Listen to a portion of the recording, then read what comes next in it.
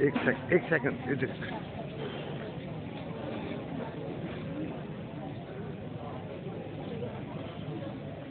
بات بول رہے ہیں جی سر، ہم اس لیے یہاں پہ اکٹھے ہوئے ہیں کہ دیکھیں ہمیں جن رولز کے تحت ہماری انڈکشن کی گئی تھی وہ ہمارا رائٹ ہے کہ ہم وہ مانگیں، انہی کے تحت ہمیں ریٹائرمنٹ دیجیے. لیو انکیشمنٹ جو ہے وہ ہمارے جو ایگریمنٹ تھے گورنمنٹ کے ساتھ جس میں ہمیں انڈکشن دی گئی تھی اس میں لکھے ہوئے تھے. ٹھیک ہے، تو اب ہم اگر مانگ رہے ہیں تو ہم غلط نہیں کر رہے. ٹھیک ہے، پلس جو ہمارے اسکول پرائیویٹائز کیے جا رہے ہیں تو اس سلسلے میں ہمارے بچوں کا نقصان ہے، پیرنٹس کا نقصان ہے، انہیں بڑی بڑی فیسیں پے کرنا پڑیں گی. تو یہ چیزیں جو ہے ہم جائز مطالبات کے لیے نکلے، پرامن احتجاج کر رہے ہیں، اور اس لیے جو ہمارے قائدین کو بھی گرفتار کیا گیا ہے وہ بھی پرامن ہے. ان کو ہمارے یہ مطالبہ ہے کہ ان کی بھی چھوڑا جائے اور ہمیں ہمارے رائٹس دیے جائیں. Thank you.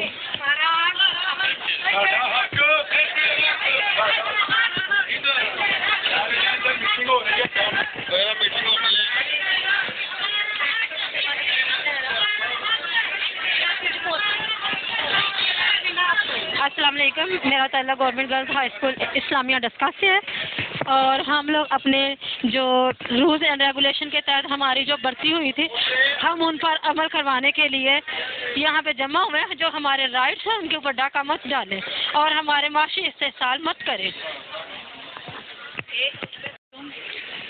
بھی پروٹیسٹ ہمارا یہی ہے کہ تعلیم کی اہمیت دینی اجاگر کرنے کی بجائے آپ تعلیم عام نہیں کر رہے، تعلیم کو ختم کر رہے ہیں. ہر ملک میں ہر زمانے میں ہم نے دیکھا ہے جو استاد ہوتا ہے وہ ریڑھ کی ہڈی کی مانند ہوتا ہے. اگر آپ ریڑھ کی ہڈی کو ہی توڑ دیں گے تو آپ کو پتہ ہے کہ جسم ریڑھ کی ہڈی کے بغیر کچھ نہیں. تو اس کا مطلب ہے کہ ہماری جو قوم ہے اس ملک کی وہ بھی ختم ہو جائے گی. تعلیم کو عام کیا جائے، تعلیم کو ختم نہ کیا جائے، اس بات پہ غور کیا جائے. نقوی صاحب سے صرف ایک کوشچن ہے کہ آپ یہ بتائیں اسرائیل سے ہیں، کیا ہم فلسطینی ہیں جو آپ ہم پہ ظلم ڈال رہے ہیں؟ پلیز ہمارا دیں.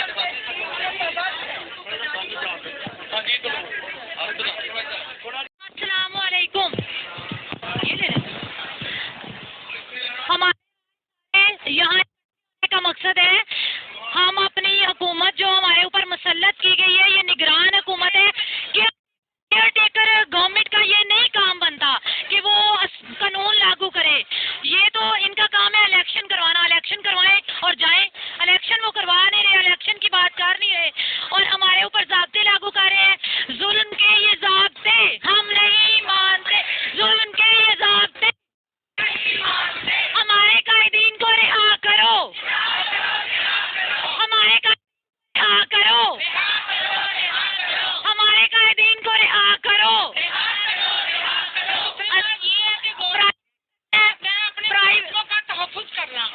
یہ نہیں ہے بات کہ آپ ملازموں کو روک کے رکھ دیں. آپ ملازمین کے لیے مشکلات پیدا کر رہے ہیں. ایسا کام نہ کریں, ہمارے بچوں کا مستقبل تباہ نہ کریں. نہیں وہ کاکڑ کہتے ہیں پرائیویٹائزیشن کرنی ہے.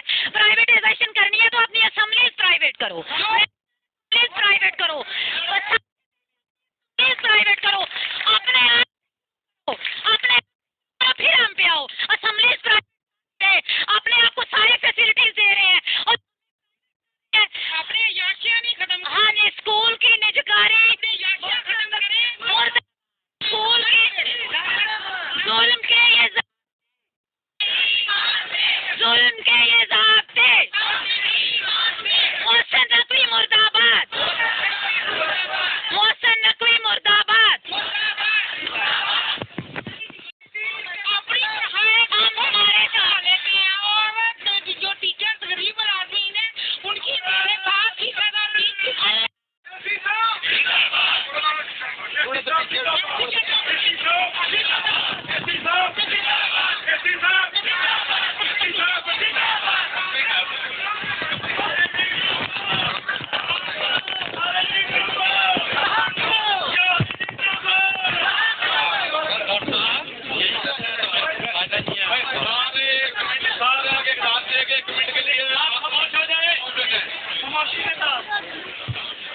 وعلیکم السلام.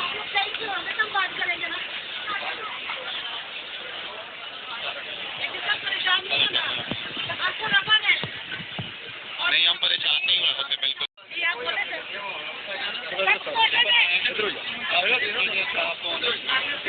بتائیں کیا بات یہ ہے کہ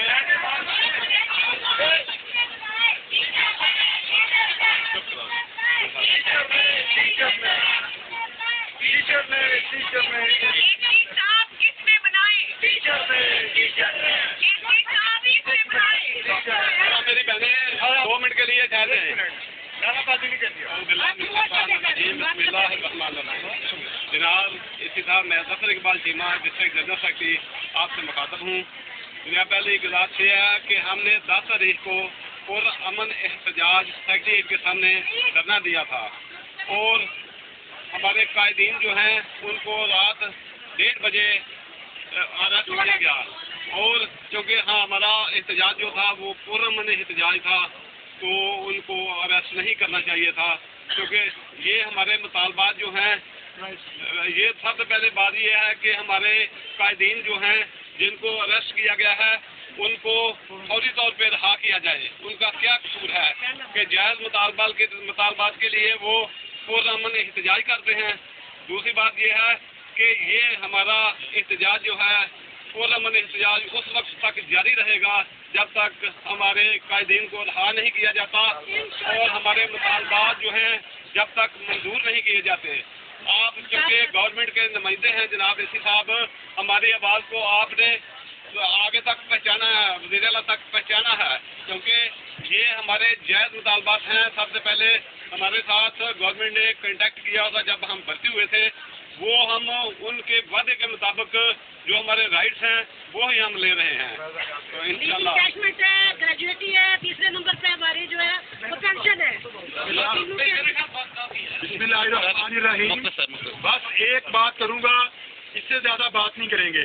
بس ہمارا ایک ہی مطالبہ ہے جناب اے سی صاحب کہ گورنمنٹ نے ہمیں جس ایگریمنٹ, جس کانٹریکٹ, جن ٹرمز اینڈ کنڈیشن پہ ہم کو بھرتی کیا ہے, ہم نے ان ٹرمز اینڈ کنڈیشن پہ ایگریمنٹ سائن کیا تھا اور ان ٹرمز اینڈ کنڈیشن پہ ہم 27 سال اپنے اسکولوں میں ہم نے گزار لیے ہیں. اور اب اس وقت آ کر ان ٹرمز اینڈ کنڈیشن کو چینج کرنا یہ ناانصافی ہے. اور اس طریقے سے ہمارے بچوں کا استقبال, ہماری پینشن پہ کٹ, ہماری لیو ان کیش بیک پہ کٹ, یہ ہم بالکل سرجی نہیں ہونے دیں گے. ہم اسی طرح اسکولوں کی تالہ بندی رکھیں گے. ہمارا مطالبہ صرف ایک ہے کہ جس کنٹریکٹ کے تحت ہمیں بھرتی کیا ہے اسی کنٹریکٹ کے تحت ہمیں ریٹائر کریں. بس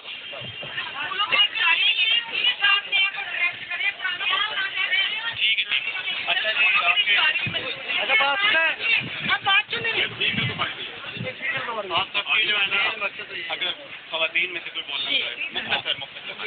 السلام علیکم سر. जहाँ पे हम आपको पता चल ही गया होगा कि हम लोग यहाँ पे किस मकसद के लिए खड़े हुए हैं।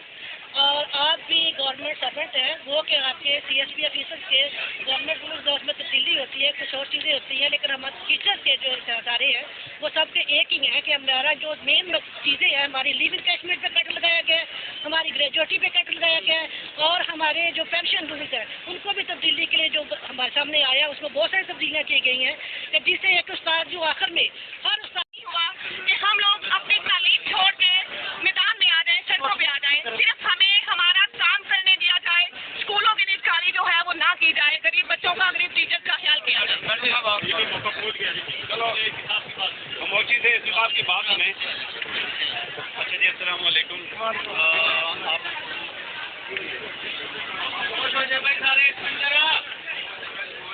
आपके एहतजाज और आपके एहतजाज के नतीजे में हमारी आपकी बात हुई है। 2-3 मसाइल हमारे सामने आए हैं, लीव इंकैशमेंट, ग्रेजुएटी और पेंशन के हवाले से। तो आपका पैगाम बिल्कुल हमारे पास नोट हो गए, हमने अपने डिस्ट्रिक्ट को भी पहुँचाना है। इससे आगे जो मैं एक बात करने लगा हूँ वो ये है कि असातिज़ा की जो एहतराम है वो बचपन से हमारे दिल के अंदर है, बल्कि मेरे वालिद साहब खुद एक स्कूल टीचर हैं। ठीक है,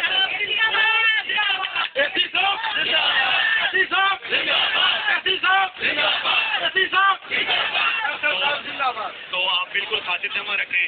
आपका पैगाम हमारे हेडक्वार्टर तक भरपूर अल्फाज में जाएगा। इंशाअल्लाह ताला हम आपके साथ हैं। हमारी तरफ से जो भी मुमकिन हुआ कानून के अंदर रहते रहते हैं हम आपकी